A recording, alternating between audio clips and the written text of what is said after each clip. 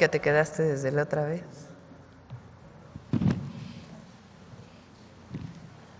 Buenos días, señora presidenta. Buenos días a todos los presentes. Seriedad Fernández, de Noticias del Movimiento Conciencia y colaboradora del programa radiofónico Iztaccíhuatl en el Sendero de la Luna, así como del canal de YouTube Animales con Derechos, uniendo causas, conectando derechos. Señora presidenta, antes de formularle la primera pregunta, permítame obsequiarle el libro Revocar el Silencio, con fotos de mi autoría y un ensayo crítico de la escritora Francesca Gargalo, que en paz descanse. Fue publicado en 2018 por la reconocida editorial Artes de México a través de su colección Luz Portátil. Por azares de los tiempos y del destino, resultó ser el primer libro de fotografías por los derechos de los animales en la historia fotográfica de México. Y no es sed de protagonismo ni pura promoción, como dicen algunos, porque a mí en lo personal esta lucha no me beneficia en nada. Este ensayo fotográfico vio la luz motivado por ideales cuando me puse también unos buenos zapatos y en el morral metí mi cámara y mi conciencia. ¿Me acepta el libro con una breve pero muy sentida dedicatoria, señora presidenta? Se lo dejo a... Sí, gracias. Si me lo permite, otra pregunta. Señora presidenta, México ya es un referente a nivel mundial de progreso moral al incluir a los animales en su Carta Magna. Ahora en breve corresponde al Congreso de la Unión expedir la Ley General en materia de bienestar, cuidado y protección animal que mandata nuestra Constitución. Gracias a sus instrucciones, en un ambiente humanista y de legalidad, el 31 de enero pasado se llevó a cabo una reunión con la Consejería Jurídica de la Presidencia, donde nos orientaron sobre los procedimientos para dar a conocer nuestro proyecto de ley general. De tal forma, el Movimiento Conciencia le ha entregado a la Semarnat desde el 6 de febrero información documentada a la cual se le incorporó recientemente la gestión del conocimiento con la intención de coadyuvar a construir una sociedad con base en normas de convivencia más justas y empáticas con nuestro entorno, sin discriminación de especie. Ciertamente este proyecto se ha ido enriqueciendo y fortaleciendo día con día con la colaboración de diversos colectivos, incluso con la participación internacional en lo que se refiere al derecho comparado. Así podríamos proseguir hasta el infinito, pero los plazos y términos legislativos por ahora nos marcan un límite. No obstante, hay zozobra, ya que todo parece indicar, como muchas veces sucede cuando un tema trasciende jurídica y culturalmente, que los oportunistas están en primera fila. Algunos legisladores proponen a diestra y siniestra leyes sin conocer el problema de fondo. Surgen más pseudoambientalistas y las lucrativas estructuras bien diseñadas no gubernamentales capitalizan el trabajo de la sociedad civil, la de a pie, la que sobrevive heroicamente a las tareas que se ha echado a cuestas, la que ha dejado parte de su vida y su patrimonio en pequeñas y grandes victorias, la que lucha por convicción. Por esto y por mucho más, entre distintos grupos civiles de protectores de animales existe un muy justificado temor de que en esta ley general no se vean reflejados sus esfuerzos de décadas, sino incluso que se plasme lo contrario. El riesgo de desviarse del objetivo fundamental, sospechan, es grande, ya que aseguran no han sido tomados en cuenta para los foros de análisis de la iniciativa de ley general.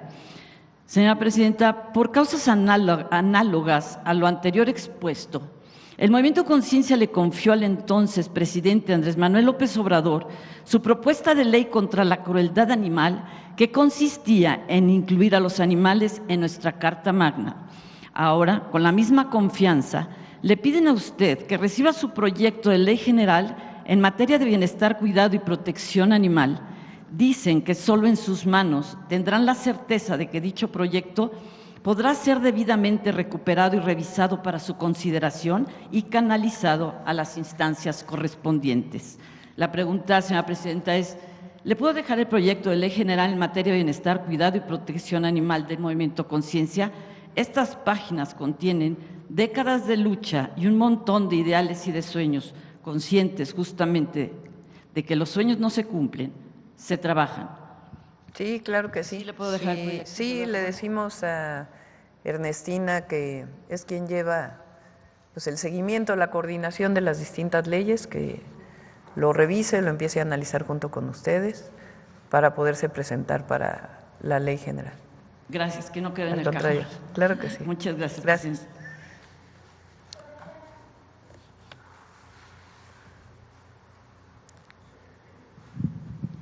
Gracias, presidenta. Buenos días. Karina días. Vargas, de Reporte Índigo. Una precisión sobre la entrega de apoyos en Tamaulipas. Son 12.316 las viviendas censadas, pero ¿ese es el mismo número de apoyos que se van a entregar, el mismo Sí. número de apoyos económicos? Son 8,000 pesos para limpieza, que muchas de ellas ya hicieron su limpieza, pero pues es como un resarcimiento de lo que gastaron, y la otra son todos los enseres que estamos entregando. Ahí estuve pues hace, yo creo que 2, 3 semanas, e informamos eso a la población y quedaron satisfechos. Sí. ¿El presupuesto para los enseres será del gobierno federal o de la Sí, del Secretaría? gobierno federal. Son enseres que tiene hoy la Secretaría de la Defensa Nacional como parte de pues su reserva para cualquier problema que sufra la población, y es decir, no es un gasto adicional, sino que ya lo tenían en reserva la Defensa Nacional, de su plan de N3C. Gracias, presidenta. Y en una primera pregunta, sobre la carta que envió la secretaria de Agricultura de Estados Unidos por el tema del gusano barrenador, saber qué le compartió el secretario Julio Verdeguer sobre la respuesta que le dio. Él anunció que ya respondió a esta carta, pero saber qué contiene esa carta y si usted pues tiene… explica todo lo que se está haciendo, porque hay solicitudes que no corresponden. Entonces, la Secretaría de Agricultura y Desarrollo Rural ha estado trabajando desde el primer momento que salió esta enfermedad, esta plaga, no sé cómo se llama exactamente, a lo mejor ahorita a ver cómo se le llama exactamente, y se tienen muchos sistemas de control que ya existían en México, pero que ahora estamos reforzando, desde la frontera sur para evitar la propagación y en todo el país. Entonces, pues se está explicando todo lo que se está haciendo, y había habido un primer cierre, se resolvió, ya estaba entrando el ganado, y ahora pues esta situación en donde pues están diciendo que si no se cumplen una serie de requisitos van a volver a cerrar. Fue un poco lo que dije ayer, y es importante. En Estados Unidos el próximo año, en noviembre, vienen elecciones de varios estados de la República para sus gubernaturas. Entonces, lo que hemos estado diciendo es que no puede usarse México como piñata, como parte de su campaña en forma negativa.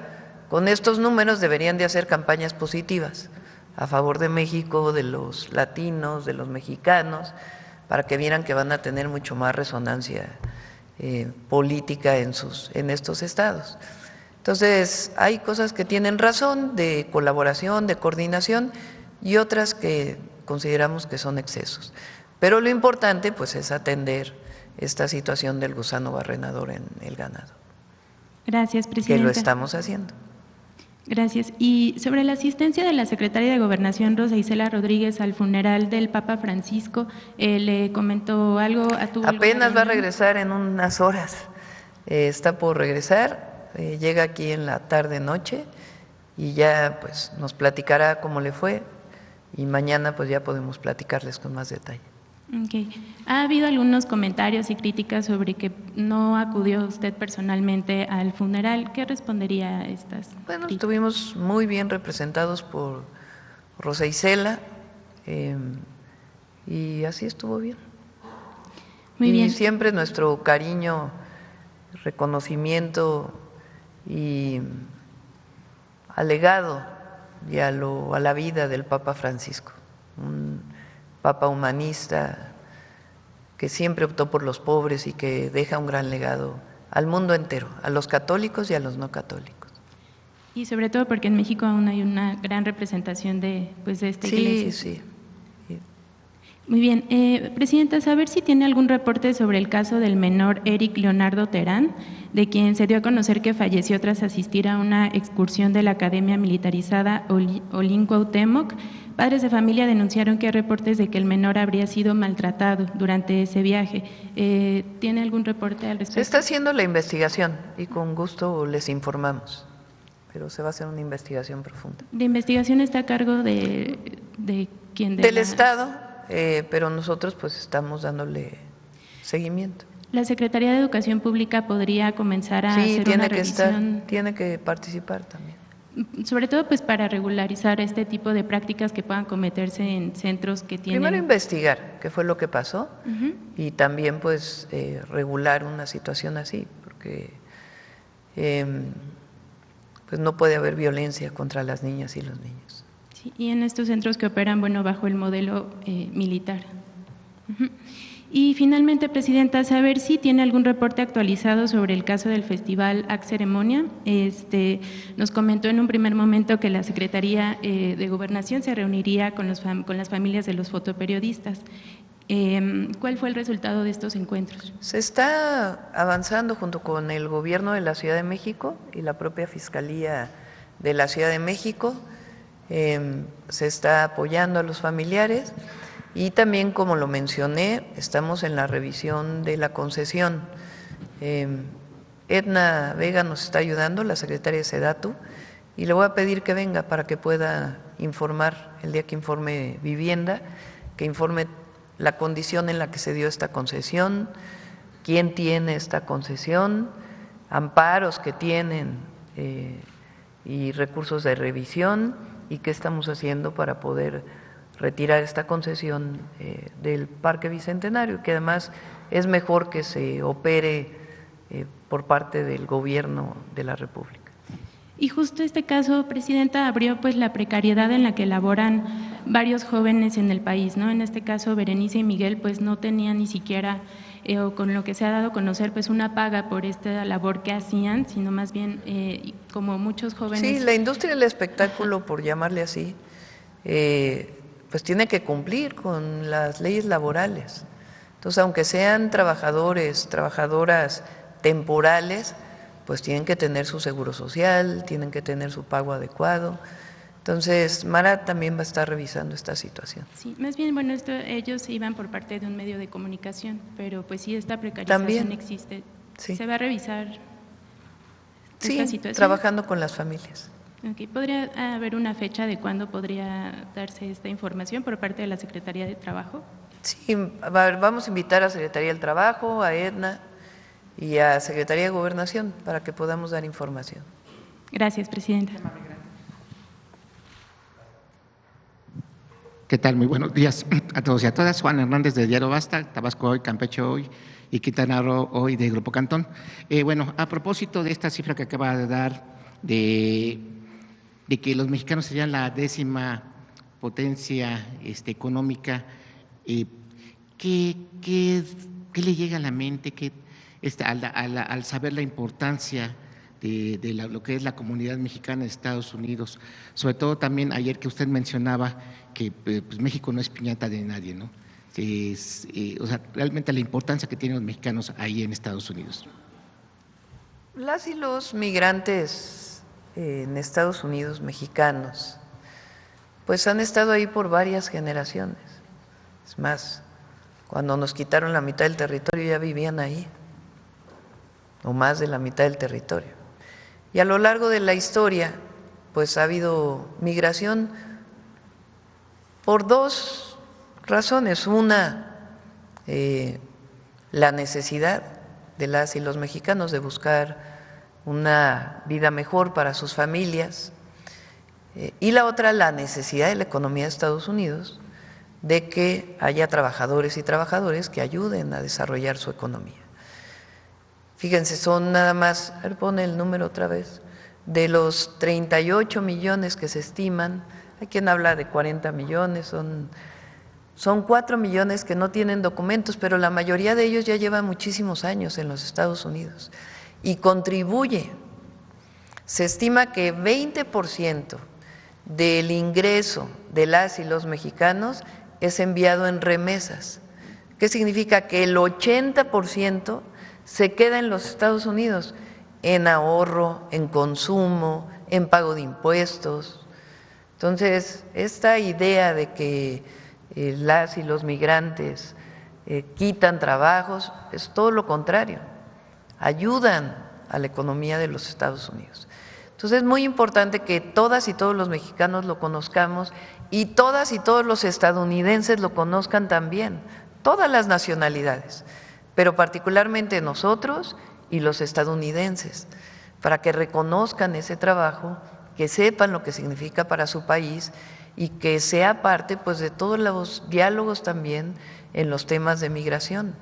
La criminalización de los migrantes pues es un tema esencialmente racista, y lo que nosotros estamos planteando es, en todo caso, pues hay que platicar de esos 4 millones de indocumentados con el gobierno de Estados Unidos, y también el reconocimiento de muchísimas familias mexicanas de primera, segunda, tercera, cuarta generación que están ahí y que contribuyen de manera muy importante. Yo creo que si hacemos una encuesta, a ver, la vamos a hacer, y preguntamos, ¿tienes un familiar viviendo en los Estados Unidos? A cualquier mexicano o mexicana, pues no sé, un porcentaje altísimo va a decir que sí. Yo lo hago ahora en las asambleas en el país. Pregunto, ¿quién tiene familiares en Estados Unidos? Y todos levantamos la mano, incluídame yo. A ver ustedes, ¿quién tiene familia en los Estados Unidos? Porque primero somos países vecinos y es normal que haya migración, pero históricamente pues ha habido un montón de mexicanos de distintos oficios y profesiones. Mi hermana, por ejemplo, lleva ya más de 30 años viviendo, maestra de escuela primaria allá. Se fue de estudiante, ella periodista, por cierto, de comunicación, se fue como reportera de Notimex allá, y después hizo la carrera de maestra allá y se quedó, allá se casó y tiene sus hijas. Pero como mi hermana estoy contando la historia de millones y millones y millones de mexicanos y mexicanas que están allá. Entonces, es una relación muy importante, porque a veces hablamos de las exportaciones, de las importaciones de mercancías, pero las personas, pues es una relación fundamental.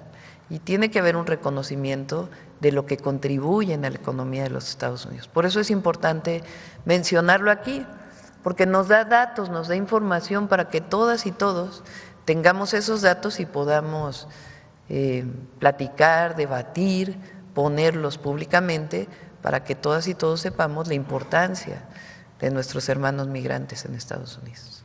Aquí nada más se está mencionando lo que es la aportación económica, pero falta también lo esencial, la aportación cultural, la aportación de valores. Se está hablando de la aportación de muchísimas y el sincretismo cultural que ha habido en muchísimos lugares de los Estados Unidos, particularmente en el sur. California pues es uno de ellos, pero no solamente. Bueno, sur y norte, porque en el norte de California pues hay también una historia muy grande de los mexicanos, pero en prácticamente todos los estados de la Unión Americana hay mexicanas y mexicanos de diversas generaciones. Sí, es una buena idea conocer, en un próximo estudio, conocer precisamente esas aportaciones que hacen el pueblo mexicano a lo que es el pueblo de Estados Unidos. Sí, por supuesto. Bueno, esa sería la primera pregunta. Segunda, entrando, a otro tema. Recientemente el expresidente Ernesto Zedillo pues aseguró que en México se murió la democracia y que se está convirtiendo en un estado policial. Esto lo dijo en una entrevista en la revista Nexos, a la par que consideró como cuestionable, y lo pongo entre comillas, la elección judicial que se realizará el próximo 1 de junio, en donde se elegirán a jueces y magistrados. Él dijo que la llamada reforma al Poder Judicial, así como la elección de jueces y ministros, considero que están tratando de destruir al Poder Judicial. Conocer su opinión referente a lo que está diciendo al expresidente, que pues realmente no sé si podemos calificarlo, cómo tiene la cara de poder hablar de este tema cuando él fue uno de los que pues prácticamente a la mala hizo un cambio en el Poder Judicial. Pero conocer su opinión referente a estas declaraciones. Hay varios temas, qué bueno que lo preguntas, hay varios temas muy interesantes en esto. Lo primero es que nuestros adversarios políticos, dirigentes de partidos de oposición, digo dirigentes porque ahora que estuve cuando llegué a Cancún, fuimos en vuelo de aquí a Cancún el viernes, una señora me paró y me dijo, oiga, yo no voté por usted, pero estoy muy contenta con el gobierno que está haciendo. Entonces hay mucha gente que a lo mejor se identifica con otro partido político y que reconoce al gobierno de México. Por eso digo los dirigentes del PRIAN, para ser muy claros. Intelectuales que estuvieron vinculados durante años al poder, que no pueden entender cómo es posible que ya no les hagamos caso, o que el pueblo de México no les haga caso porque estuvieron como consentidos con mucho dinero durante muchos años, comentócratas de los medios. Ahora la cantaleta que traen es que somos un gobierno autoritario. Esa es la nueva, bueno, ya lo traen desde hace rato. Entonces, letras libres, nexos, traen autoritarismo, se acabó la democracia en México. Esa es su nueva narrativa. Como ya nadie les cree, ya tienen muy poca, entonces ahora andan buscando nuevos voceros. Bueno, se van a buscar a Zedillo como vocero, expresidente de México. Vamos a hablar del sexenio de Zedillo. ¿Por qué no hablamos, hablando de democracia, de las masacres de Acteal, del Charco, del Bosque, de Aguas Blancas? Porque nosotros no reprimimos. Vamos a hablar de democracia. ¿Por qué no hablamos del FOBAPROA? Porque también es autoritarismo rescatar a unos cuantos, hacer deudas privadas como deudas públicas y dejar en el desamparo a millones de deudores en nuestro país, con una deuda que seguimos pagando, las y los mexicanos. ¿Por qué no hablamos de la privatización de los ferrocarriles? Porque eso también es autoritarismo. ¿O a quién le consultó cuando privatizó los ferrocarriles? ¿A poco hizo una consulta pública para saber si los privatizaba o no?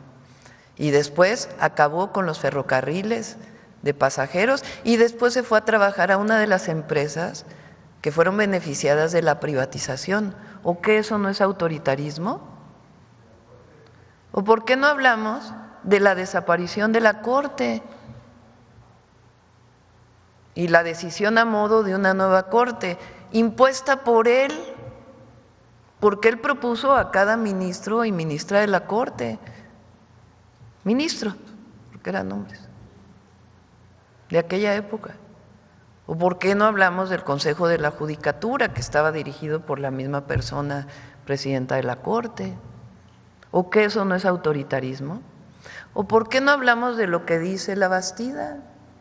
¿De qué le entregó al PAN a petición del gobierno de Estados Unidos el gobierno de México? ¿O que eso no es autoritarismo? ¿Eso no es entreguismo? Entonces, ahora resulta que Zedillo es el paladín de la democracia. Lo bueno es que el pueblo de México está muy informado, muy informado. Entonces, están diciendo que hay autoritarismo porque el pueblo va a elegir al Poder Judicial. O sea, imagínense la contradicción. Pues ¿qué no democracia es el gobierno del pueblo? Bueno, eso lo dijo Lincoln. El gobierno del pueblo, por el pueblo y para el pueblo. Entonces el pueblo ahora va a elegir a su poder judicial, pero eso no es democracia, porque para ellos la democracia es la de unos cuantos. El pueblo no es sabio, el pueblo no conoce, el pueblo no puede decidir quién va a ser su ministro, porque imagínense que un pobre vote. No, eso no es democracia. O sea, se regresaron al tiempo ancestral.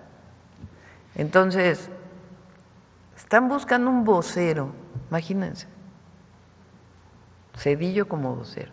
¿Qué más dónde vive Zedillo? Hace muchos años que no vive en México, ¿no? Digo por ser expresidente, porque bueno, como decimos, hay muchos mexicanos que no viven en México, pero él tomó la decisión de ya no vivir en nuestro país, como muchos otros expresidentes. Entonces, Es muy contradictoria, fíjense, ¿no? Ley censura ahora la ley de telecomunicación. Bueno, se basan en un artículo que ya dije que si no es la intención censurar las plataformas, ni mucho menos, que si se malentiende ese artículo que se quite, que no hay ningún problema. Pero siguen, pero es que quieren censurar las plataformas, quieren censurarlas. Que escuchen la mañanera a ver si se enteran un poquito de lo que decimos aquí. Entonces, nosotros, nuestro movimiento, nuestra historia está marcada por la lucha por la democracia. Esa es nuestra historia, no es la historia de ellos. Ellos validaron el fraude de Salinas de Gortari, ellos validaron el fraude de Calderón. Estos comentócratas, estos expresidentes, estos intelectuales, PRIAN, ellos validaron actuar contra el pueblo de México en el fraude del 88, en el fraude del 2006, validaron la compra masiva de votos del 2012. Ellos nunca han estado a favor de la democracia. Si ellos participan cerca del gobierno, entonces es democrático. Pero a ellos no les importa el pueblo. Nosotros surgimos luchando por la democracia, en las universidades, en los sindicatos, la democracia electoral, que no hubiera fraudes. 2 veces cometieron fraude contra el presidente López Obrador, hasta la tercera que pudo ser reconocido el triunfo porque fue abrumador. 500 militantes de hace tiempo asesinados por luchar por la democracia, mucha gente asesinada por luchar por la democracia. Pero ahora resulta que Zedillo es el vocero de la democracia. No. Cuando usted hace precisamente este recuento de todo lo que conllevó el periodo neoliberal, no solamente con Zedillo, sino también con Vicente Fox, con Enrique Peña Nieto, con Felipe Calderón Hinojosa, ¿qué le llega a la mente de estas declaraciones? ¿Es cinismo? ¿Es que no tienen voceros ya con credibilidad. A ver, habla un Marco Cortés, habla un Anaya, habla un Alito de democracia, habla un Aguilar Camín, habla un Krause, habla un… Entonces, ellos hablan de democracia. Está bien que hablen de democracia, hay libre expresión, hay libre manifestación de ideas, y qué bueno que se dé este debate, qué bueno, qué bueno, qué bueno. Buenísimo. Y adelante, que sigan escribiendo, que sigan hablando, que participen en los medios de comunicación. A nadie le queremos coartar la libertad de expresión, eso es democracia también. Pero ahora andan buscando voceros por otro lado porque ya no tienen credibilidad. Entonces, creen que Zedillo es un buen vocero. No, pues, imagínense. Entonces, el pueblo está muy consciente y nosotros tenemos claro lo que es la democracia. La democracia es el poder del pueblo. Perfecto, bien. Y finalmente, Presidenta, nos gustaría conocer su opinión sobre la detención de los líderes indígenas y autoridades ancestrales de sus comunidades en Guatemala. Es Luis Pacheco y Héctor Chacín, acusados de terrorismo y asociación ilícita por su lucha en la elección presidencial de ese país. Sí, es una pena esta detención. Son 2 dirigentes indígenas que apoyaron al presidente Arévalo, sus movimientos. Y la Fiscalía de Guatemala los detuvo. Les voy a leer una declaración reciente del presidente Arévalo. Las poderosas fuerzas de crimen y corrupción en Guatemala siguen atacando a las fuerzas democráticas en la sociedad y en el gobierno, esta vez criminalizando a los pueblos indígenas por su decidida defensa de la democracia en 2023, siempre tratando de debilitar al Poder Ejecutivo. Nuestra solidaridad con estos dirigentes indígenas y también con el presidente Arévalo. Me van a decir que estoy interviniendo en los temas de Guatemala, no, es sencillamente parte de la política exterior de México, defender la autodeterminación de los pueblos y la defensa de personas que han luchado siempre por la democracia. Gracias. Acá. Después vamos aquí a… Muchas gracias, Presidenta. Yaret Arciniega, de Revista Fortuna. Presidenta, al menos en 2 ocasiones nuestra publicación le ha preguntado sobre la necesidad de una reforma fiscal. La recaudación del SAT confirma, sin embargo, que a través de impuestos como el que ahora se le aplica a las compras a través de plataformas digitales es posible incrementar la recaudación fiscal, al menos hasta en 2 dígitos. En relación con esto, Presidenta, en Revista Fortuna confirmamos que hay más posibilidades de incrementar los ingresos para la hacienda pública y al mismo tiempo desincentivar el consumo del alcohol y por ende el alcoholismo, que es una enfermedad que aqueja, que si bien se ha normalizado, aqueja a muchas familias mexicanas. Esto de acuerdo con una investigación de los economistas Gabriel Farfán, Luis Fonserrada, Anel Rodríguez y Joaquín Sánchez. Ellos plantean que si se modifica el esquema mediante el cual se cobra el impuesto especial, el IEPS, a las bebidas alcohólicas, pasando de un modelo ad valorem a un modelo ad quantum, es posible que la recaudación pueda incrementar de 15,000 a 25,000 millones de pesos.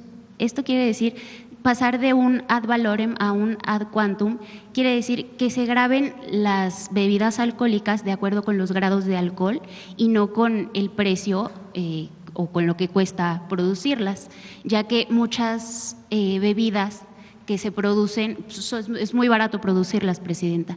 Entonces, como es muy barato producirlas, se venden a muy bajo costo.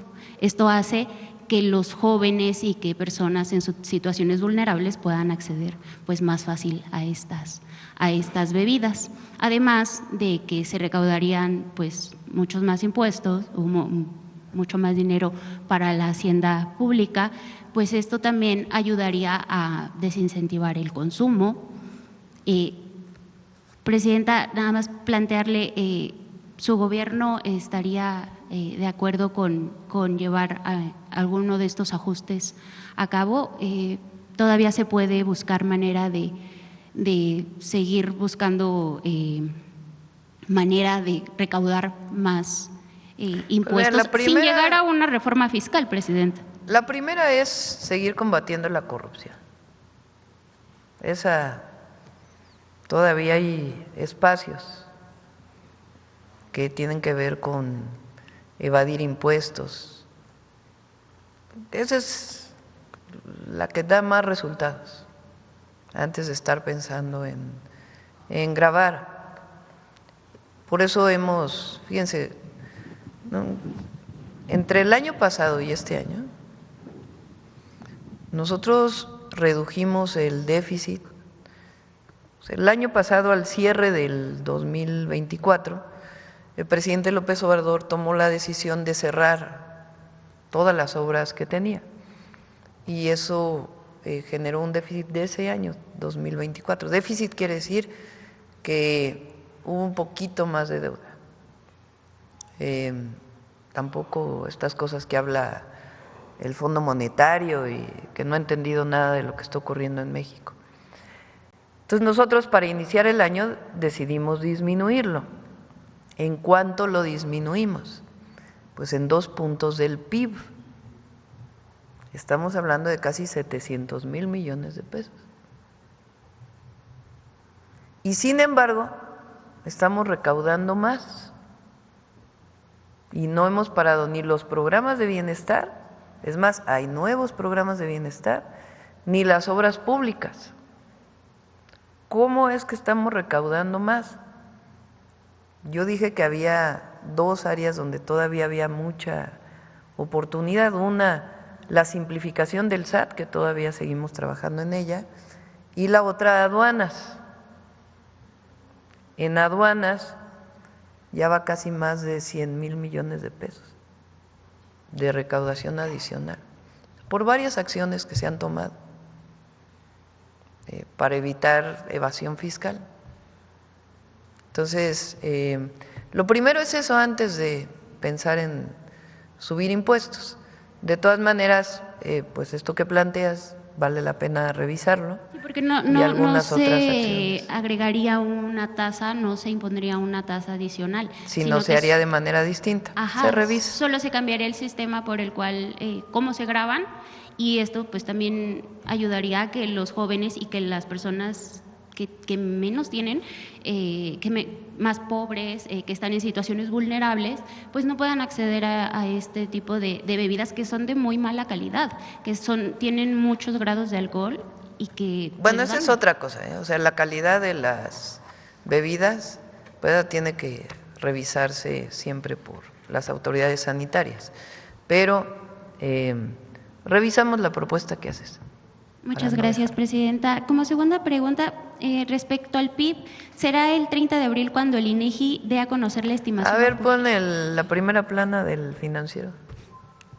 Será el 30 de abril, Presidenta, cuando el INEGI dé a conocer la estimación oportuna para el primer trimestre. Será un primer trimestre bajo el enrarecido ambiente en el comercio con Estados Unidos.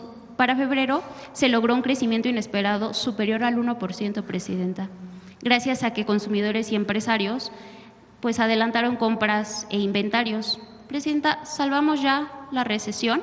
Por cierto, el sector primario, la producción agrícola creció 8% a febrero. ¿Qué está cambiando para la economía en el campo, Presidenta? ¿Más fertilizantes, más seguridad? Mire,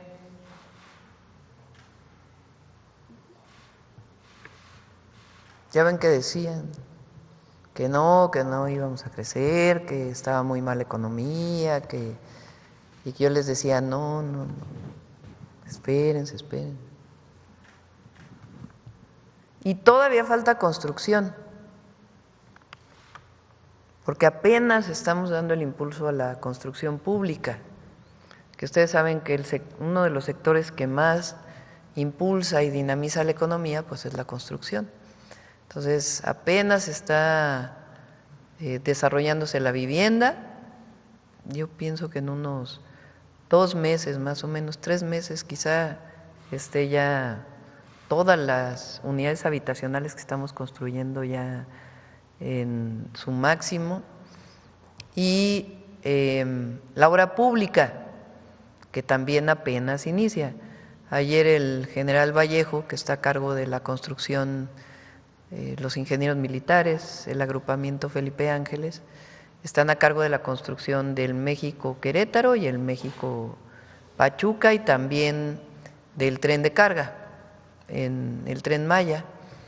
La Marina está encargada del interoceánico y vamos a licitar para la participación de empresas privadas en su construcción el Querétaro-Irapuato y el Saltillo-Nuevo Laredo.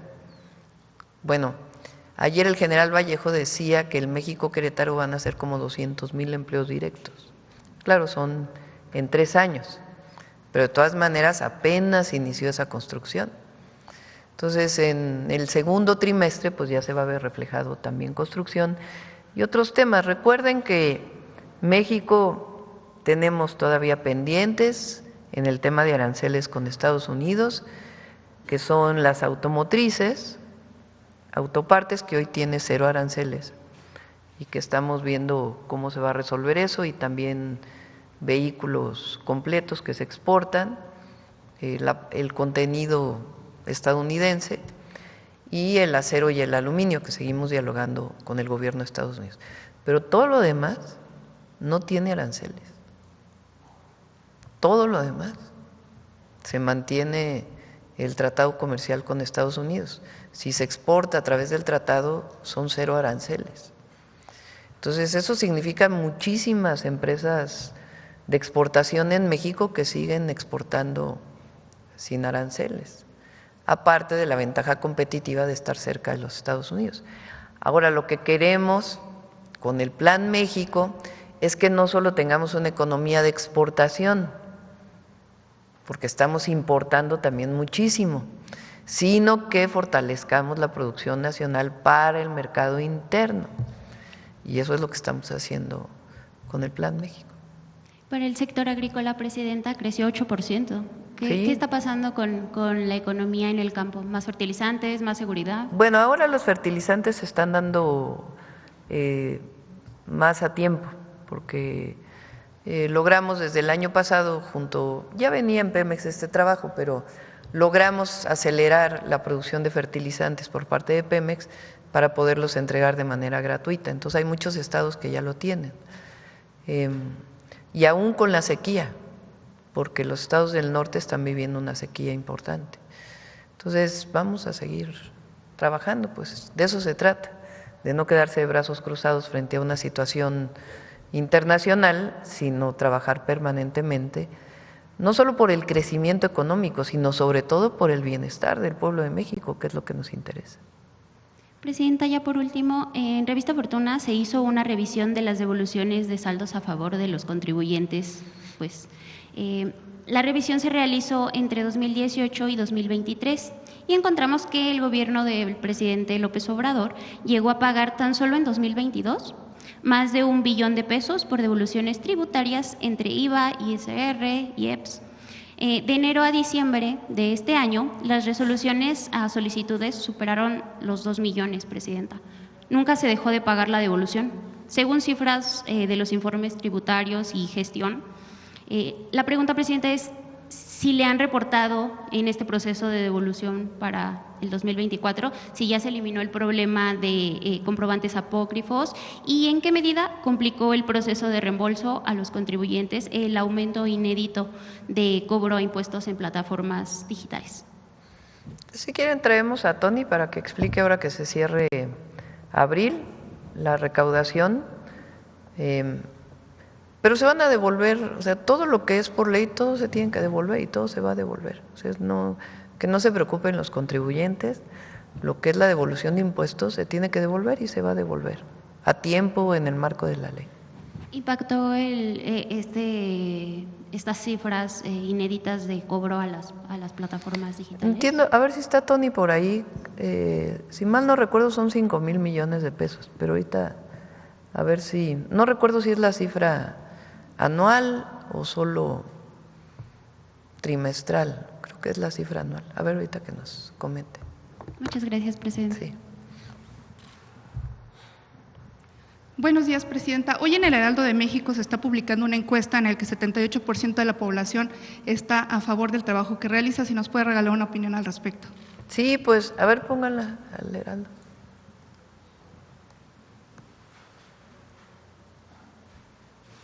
Aquí, como decía nuestra compañera, lo importante es la tendencia. Y el mes pasado creo que fue 79 y el mes anterior 78 de las encuestas que publica el Heraldo. Eso quiere decir que pues se mantiene realmente, ¿no? Porque el margen de error de estas encuestas es más o menos 2, 3%. Entonces lo que quiere decir pues es que nos mantenemos en el caso de la encuesta del Heraldo con el 78%, está de acuerdo en cómo estamos haciendo las cosas y es pues agradecerle a la gente y al pueblo de México y decir que no vamos a defraudar, vamos a seguir trabajando para el pueblo de México todos los días. Presidente, y también otra pregunta. En Estados Unidos se llevaron a cabo 2 grandes redadas, en Florida y en Colorado. Si tiene reporte de mexicanos detenidos y sobre todo la asistencia que se está dándole a los connacionales que pudieran estar detenidos o en esa situación. Gracias. Sí, hay tengo el dato de una de ellas, fueron 5 mexicanos y ya están en contacto con el consulado y las familias. Les damos el dato en un momentito. ¿Los 5 detenidos fueron en Colorado Springs o en Florida? Creo que fueron en Colorado, ¿no? En Colorado. Y en Florida les damos la información y siempre tienen el apoyo de los consulados. Okay. Gracias, Presidente.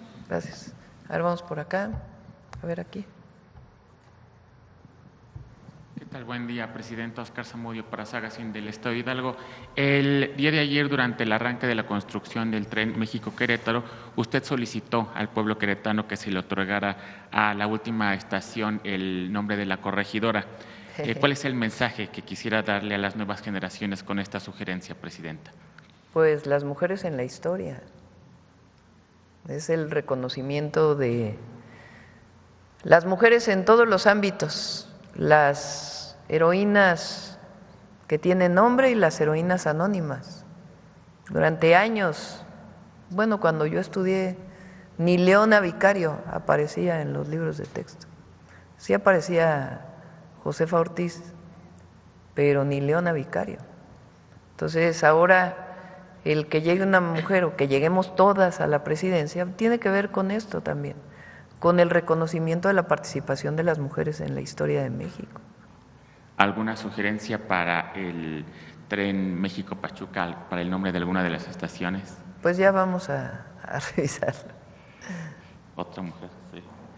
En el tema de Día de los Niños y las Niñas, Presidenta, y también inspirado por la reciente película de Netflix, Los dos hemisferios de Luca, me gustaría compartir algo importante. En Sagacín tuvimos el honor de entrevistar a Julián Tello, un niño de 11 años con parálisis cerebral, protagonista de esta producción mexicana junto a Bárbara Mori y Juan Pablo Medina. Una historia profundamente emotiva que pone en primer plano la realidad de las personas con discapacidad en México. Durante la entrevista conversé con sus padres, quienes me pidieron además expresarle su agradecimiento por considerar a las personas con capacidades diferentes en los programas de bienestar. Hace algunas semanas en este mismo espacio usted presentó la convocatoria México Canta por la Paz. En ese contexto, Presidenta, ¿cómo puede entonces el gobierno colaborar con la industria cinematográfica para fomentar una representación más inclusiva de las personas con discapacidad en el cine y la televisión?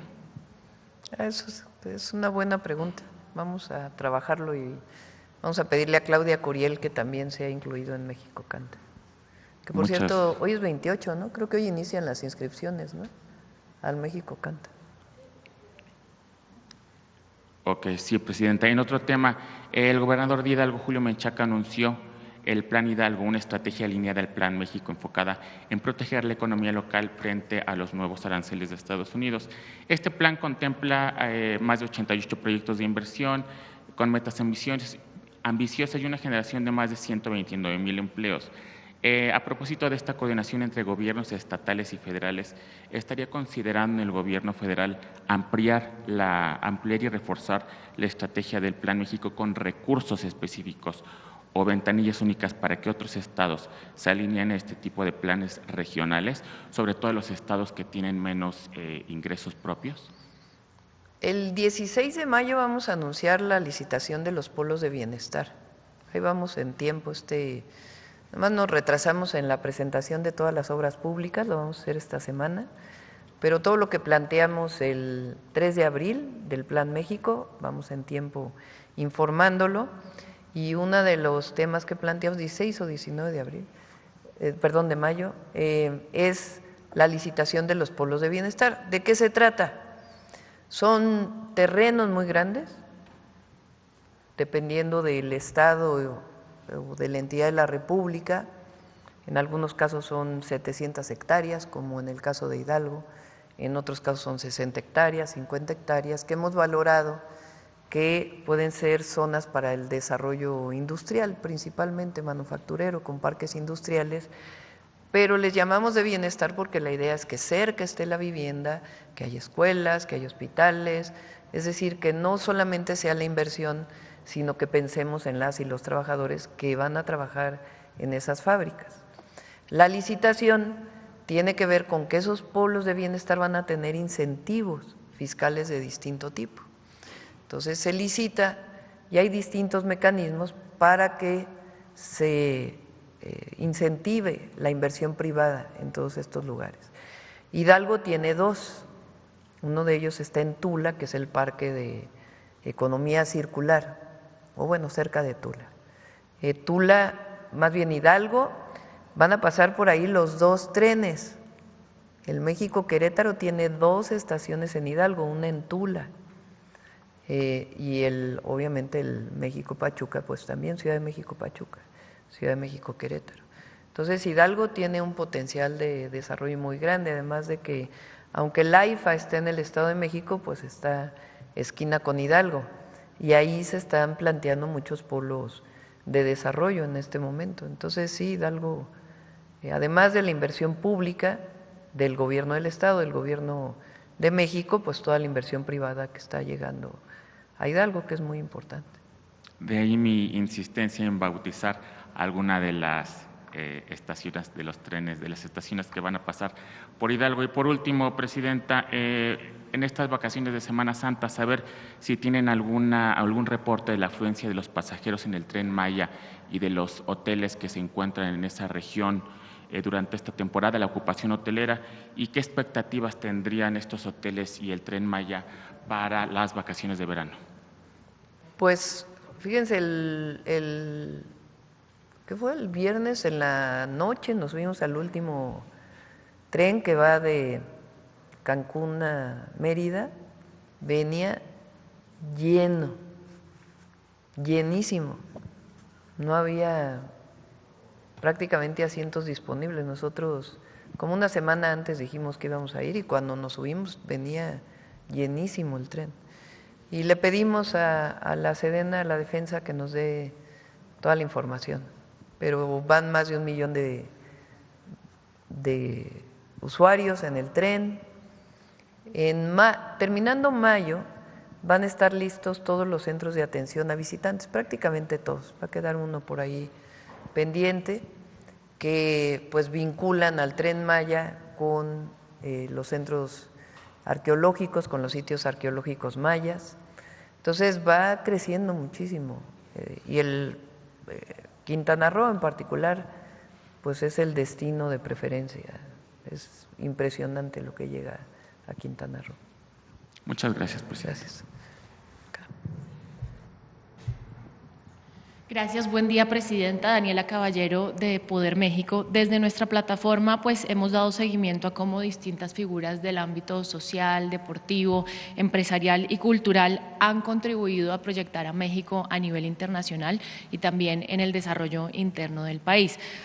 Por ejemplo, Altagracia Gómez en el sector empresarial, usted misma pues ha destacado su labor en todo este proceso de transformación nacional. En ese sentido, Presidenta, ¿cómo considera que pueden aportar los otros sectores y sus representantes, por mencionar algunos, Viridiana Álvarez, Canelo Álvarez en el deporte o Alejandro Fernández en la música, en la construcción de un mejor país? Y además, Presidenta, ¿podría compartirnos también algunos nombres que bajo su criterio, digamos, de estos liderazgos en estos sectores ya estén desempeñando un papel relevante en el proceso de transformación nacional? Todas y todos los mexicanos representan a México en todo el mundo y particularmente pueden tener un vínculo con el movimiento de transformación o no, pero ponen en alto el nombre de México. Todos los cineastas que han ganado Óscares a lo mejor no están muy de acuerdo con nosotros, pero son mexicanos que han hecho pues que ponen en alto el nombre de nuestro país, deportistas, cantantes. Entonces, pues siempre hay que estar agradecidos. Recientemente Salma Hayek hizo un video, ahora lo recordé, de la importancia de los latinos en Estados Unidos. Entonces, a ver si hoy ya es tarde, pero lo ponemos otro día. Sí, lo ponemos en otra ocasión, lo pueden buscar ustedes y aquí lo ponemos. Y es muy importante eso, porque México es un gran país. Lo que pasa es que durante años los presidentes que nos gobernaron no lo creían. Ese es el problema. ¿Ustedes creen que Zedillo pensaba que México era grande? No, ellos tenían su visión en otro lado, particularmente en el norte, y Estados Unidos es un gran país, pero México, la historia de México no tiene, es reconocida internacionalmente. Decía Lula, ahora que lo vi en la CELAC, bueno, un secretario que iba con él, digo, es que en México, cuando fuimos a México por primera vez, tienen Avenida Los Insurgentes, Monumento a la Revolución, la Independencia. Y en Brasil no, porque su historia es distinta, es más bien de consensos, de acuerdos, y nosotros son grandes transformaciones profundas. No porque uno quiera que haya transformaciones violentas, nosotros estamos a favor de las transformaciones pacíficas. Pero México tiene una historia ancestral. Ahora que estuvimos en los sitios arqueológicos mayas, es que es algo extraordinario. Los mayas medían el tiempo de 20 en 20 y tenían sus números, su numeración era de 20 en 20. Con el cero, de las pocas culturas que usaban el cero. Los romanos no tienen cero. Los números romanos, a ver, escriban un número romano. Sumen con números romanos. No, pues dificilísimo. Acá no. Los mayas tenían su matemática y el conocimiento de los astros de una manera extraordinaria. Y eso es un orgullo que nosotros tenemos y ese lo sienten todos. Hay algunos que no, ¿verdad? Que no les interesa eso. Pero hoy México es muy fuerte por eso, porque lo he dicho varias veces, el presidente López Obrador tiene en su libro Gracias una parte, un capítulo muy bonito de la historia de México que se llama El humanismo mexicano. Y ahí dice que cuando viene la invasión francesa y Juárez pone en su carreta, que por cierto el libro de La lejanía del tesoro de Taibo también es una maravilla porque habla de eso. Juárez supuestamente tiene un tesoro en una carreta. ¿Qué era ese tesoro? Los documentos de la República. Y sale fuera de la Ciudad de México cuando viene la invasión francesa y va cargando con los documentos de la República. Y dice el presidente López Obrador y ahí en esa carreta iba la dignidad de México. Y yo estoy convencida que si algo devolvió la Cuarta Transformación al pueblo de México es su dignidad, su orgullo, su reconocimiento. Y eso ya no va a cambiar, ya no va a cambiar. Porque cuando nosotros decimos que la democracia es la representación del pueblo, es el poder del pueblo, pues estos que hablan de que hay autoritarismo no lo entienden. Pero así como eso, el que Alejandro Fernández cante como canta en Estados Unidos, pues hay una identidad enorme. Por eso ahora el México canta, pues es en los dos lados, para que las y los jóvenes de México tengan solo la nacionalidad mexicana o la mexicana estadounidense, pues se reconozcan en la cultura. Entonces, bueno, que viva México. Gracias. Ya nos vamos con humanismo mexicano.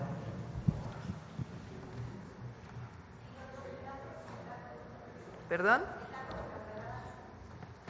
El dato, se los damos en un ratito, el de Florida, y aquí está perdóname. Del 1 de enero al 31 de marzo, de las plataformas se recaudaron 4.868 millones de pesos. El año pasado, en el 2024, en todo el año, se recaudaron 2.249. Entonces, sí, si lo multiplicamos por 4, pues iban a ser como 20,000 millones de pesos, comparado con 2,000. Adelante.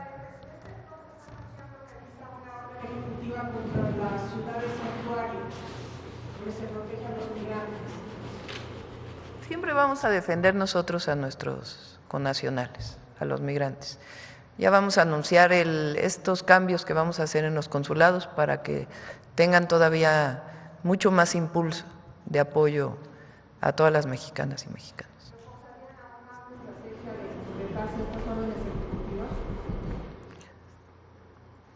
Por supuesto que no estamos de acuerdo. Y nosotros lo que vamos a hacer es lo que nos corresponde, siempre apoyar a los mexicanos que están en Estados Unidos. Gracias. Con su permiso, Presidenta, buenos días a todos y todas. La justicia social y el bien común son parte esencial del humanismo mexicano, pues la defensa de estos principios ha sido una constante en la historia de México desde hace siglos. Un ejemplo de ello es la justa defensa de la tierra de los pueblos originarios, que inició a partir de 1521 tras los despojos perpetrados por los conquistadores. Esta lucha persistió a lo largo del virreinato y fue reivindicada durante la independencia por Miguel Hidalgo. Se mantuvo viva en el siglo XIX hasta materializarse en el XX en el Ejército Libertador del Sur, encabezado por Emiliano Zapata, que a través del Plan de Ayala, promulgado en 1911, llamó a las armas para restituir las tierras a los campesinos e indígenas de México. Justamente sobre este documento, el Plan de Ayala, aprenderemos hoy en la siguiente cápsula de humanismo mexicano que forma parte de nuestro especial dedicado a Emiliano Zapata.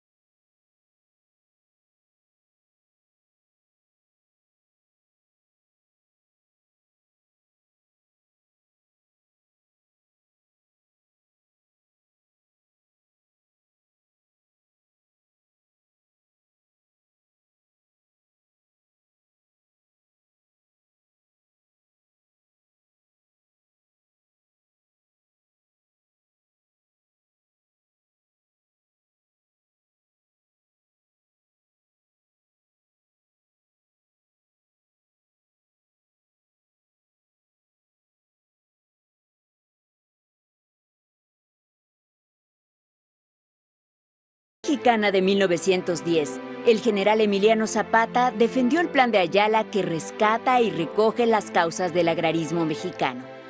Zapata asumió las luchas ancestrales de campesinos por la tierra con el Plan de Ayala. Redactado por Otilio Montaño y el mismo Zapata, con un prólogo de Dolores Jiménez y Muro, es el documento que mejor expresa los objetivos de la revolución campesina que busca no solo recuperar la tierra, sino formar un nuevo gobierno revolucionario que cumpla las demandas del pueblo. Redactado en Jumiltepec, fue proclamado en Ayoxuxtla, Puebla, el 28 de noviembre de 1911. El Plan de Ayala proponía la devolución de tierras y aguas a las comunidades y pueblos indígenas que habían sido despojados por las haciendas desde la colonia. El Plan de Ayala fue adoptado por la Convención Revolucionaria como programa de gobierno. Sus leyes incluían legislación laboral avanzada, leyes que emancipaban a las mujeres, incluyendo el plebiscito para que el pueblo aprobara leyes y la revocación de mandato. El plan propone una ley para garantizar la movilidad de los funcionarios públicos y establece la creación de jurados populares, compuestos por ciudadanos electos al azar en cada municipio, para quitar la justicia de las manos de los mismos caciques. El Plan de Ayala y el programa de gobierno zapatista son experiencias históricas que forman parte de la mejor tradición de lucha de nuestro pueblo. Este documento esencial para nuestra historia contribuyó a transformar la vida pública de México y las banderas del agrarismo fueron retomadas en el artículo 27 de la Constitución de 1917. A la lucha por la libertad política, por la defensa de la soberanía y la independencia, la resistencia popular ha sumado las demandas agrarias y sociales de nuestro pueblo. Así, el humanismo mexicano suma la bandera de la libertad con la de justicia. Como pudimos ver, el Plan de Ayala es esencial para entender la Revolución Zapatista y su influencia innegable en la historia social del México contemporáneo. Por ello, les invito a leer este documento histórico que está disponible en línea y que además ha sido traducido a diversas lenguas originarias de nuestro país. Muchas gracias. Buen día.